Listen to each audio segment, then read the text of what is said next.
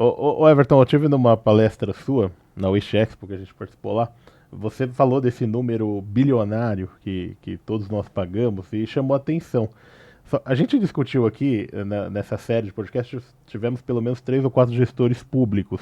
E eu fiz uma pergunta que eu acho que é uma pergunta que, se vocês souberem responder, por que o resíduo da construção civil, sendo tão impactante, sendo o resíduo mais gerado, fica em segundo plano na melhor das hipóteses? Vocês têm ideia por que fica no segundo plano? Eu tenho algumas hipóteses. A primeira é o seguinte, boa parte desse resíduo ele é inerte, não é um resíduo perigoso. Então, por mais que a gente tenha vários pontos viciados ali, é um resíduo inerte. Menos dor do que... E via de regra, quando a gente fala de limpeza pública urbana, né, a gente tem a sensação que o RSU, o resíduo sólido urbano, é o BO da cidade. É o lixo urbano gerado pelo cidadão comum ali, que você já tem as coletas públicas ali rodando. Então, assim, é muito comum, às vezes, em prefeitura, às vezes o próprio prefeito tem alguém que incentiva ou apoia a campanha. Então, já tem uma empresa há muitos anos que já está operando a limpeza pública. E aí eu chamo isso de inércia. O que é inércia? A gente tende a fazer o que já fazia antes. Então, entra prefeito ou sai prefeito, se é um prefeito novo, a tendência natural do secretário de Meio Ambiente é falar, pô, tem uma linha ali de limpeza pública, eu já tenho uma empresa que está ali atendendo uma limpeza ali de ponto viciado, de operar algum ecoponto, e no final a tendência é repetir um orçamento do ano anterior com o do atual, bota uma gordurinha aqui, outra ali, mas existe muito jogo de interesse.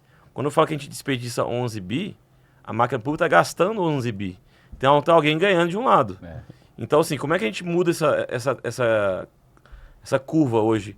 Que eu vou chamar de curva porque, assim, eu entendo que a gente tem que tentar inverter essa tendência. A gente pode continuar gastando 11 bi, mas de forma muito mais inteligente. Então, por exemplo, a gente fala muito de Jundiaí, que é um case de sucesso. Jundiaí, há mais de 10, 15 anos atrás, antes de criar uma política pública efetiva, antes de criar um sistema, quando eu falo sistema, não é o sistema em si, mas todo um conceito por trás, tinha mais de 1.000 pontos viciados que chegou lá. E não é que hoje não tenha mais, ainda tem, talvez em torno de 30 pontos viciados, mas houve todo um trabalho de sensibilização com os caçambeiros, de implantar um sistema eletrônico, de educar o gerador, fazer várias campanhas de conscientização, criar ecoponto. E aí, uma área que é o Geresol, que recebia 3, 4, 5 mil toneladas, hoje recebe cerca de 20 mil toneladas. Só que isso não foi da noite pro dia, né? A gente tem que dizer que o sucesso é da noite pro dia. Não existe isso. Foi um trabalho construído tijolinho por tijolinho, muito mérito também da iniciativa privada, de um dos nossos associados, que é a SBR, que é uma empresa que é referência no Brasil nesse tipo de modelo de negócio, que conseguiu, de fato, junto com o poder público, conscientizar as pessoas. E o mais interessante de Jundiaí é que hoje, o que desembolsam hoje por todo o sistema que funciona por trás, é transformar resíduo em matéria-prima, em agregado, e a Secretaria de Obra e de Meio Ambiente usar como regra. A regra é, o reciclado tem que ser usado. Você vai usar o virgem, você tem que explicar o porquê do virgem. Então, ou seja, o resíduo vira obra pela cidade, literalmente.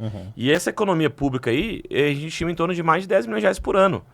Então, assim, uma cidade de 500 mil habitantes que, como o Levi falou, quais são as cidades que mais crescem em novos empreendedores, novas usinas? São médias cidades. Então, por que não repetir esse mesmo modelo?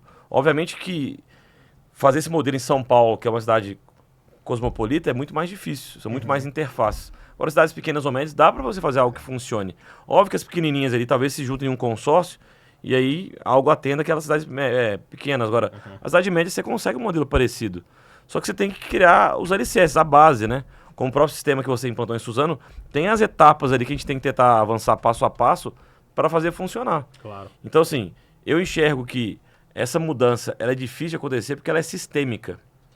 Igual o próprio a eleição, não é difícil você tentar mudar o status quo ali da política brasileira? Sim. Uma direita ou outra esquerda, mas no final é sempre um jogo entre um e outro e a gente está naquele sistema. Você acha que um presidente ou uma pessoa sozinha vai mudar todo um sistema que funciona? Não vai. Sim. Então é difícil. Para poder conseguir implantar mudanças, Jundiaí é um case isolado, foram muitos anos aí para mudar essa mentalidade. O que você acha, Levi? Não, tem uma outra coisa. Discordando do Everton, embora o entulho tenha uma parcela significativa de inerte, né? A gente calcula entre 40% e 70%, você tem um fato que é o seguinte: quando ele é descartado de forma clandestina, ele serve como um atrativo para outros tipos de resíduos. Você tem madeira, você tem resíduos perigosos. E tem uma questão que me chama a atenção nos últimos anos, é que por que ele é invisibilizado, porque ele é invisibilizado. Por quê? O órgão público, eu até percebi isso na entrevista do do André. Eu confundo o Ed com o André, porque o André é de Edema e o Ed é de Santo André. É pertinho. O André tinha que ser de Santo André. É verdade. Essa foi boa, Levi, essa foi boa. Mas aí eles fazem do ABC. Eu tava falando o seguinte, muitos órgãos públicos acham o seguinte, eu não vou lidar com o entulho porque é uma relação privada. Porque, de fato, da resolução CONAMA, que o empreendimento tem que separar os seus resíduos. Sim, então eles pensam assim, não, isso é uma relação privada e o resíduo é só inerte. E não é verdade. Embora seja uma relação privada, deve ter regulação do poder público. A gente precisa lembrar que muitas cidades, na verdade a maioria, não tem regra Não. de locação de caçamba. Ou seja, a caçamba que está lá, essa caçambinha aqui, ó, caçambinha de 5 metros, tá lá para 5, o cara coloca 7,5. E a prefeitura, quando chega, sem legislação, multa quem? Multa o transportador. Não, e Multa o transportador. a gente percebe na prática o transportador acaba fazendo a gestão do resíduo, ele faz a ponte entre a geradora, aquilo que a gente está cansado de discutir, a importância do transportador na cadeia de resíduos.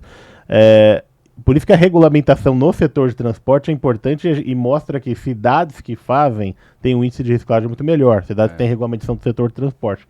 Só que muitas não têm.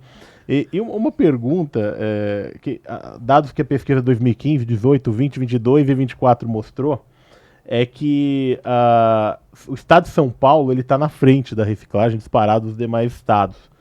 E qual o motivo disso? Assim, a gente entra poder público nessa história? O poder público contribui com isso ou não para São Paulo estar tão à frente assim, dos demais outras regiões? Acho que a conta é simples, né? Quanto maior o estado, maior o número de obras. E como ele falou desde o início, a construção civil está diretamente atrelada ao nosso mercado. Tem a construção que está ligado aí. A construção civil, construção pesada. Então, assim, você tem muita obra de infraestrutura no estado de São Paulo, muita obra de construção residencial, comercial. Então, é natural. São Paulo é uma cidade muito mais pungente em termos de obra. E aí é natural que a gente gere mais resíduo. E onde gera mais resíduo, você tem mais oportunidades. Se tem mais oportunidades, você tem mais pessoas propícias a empreender.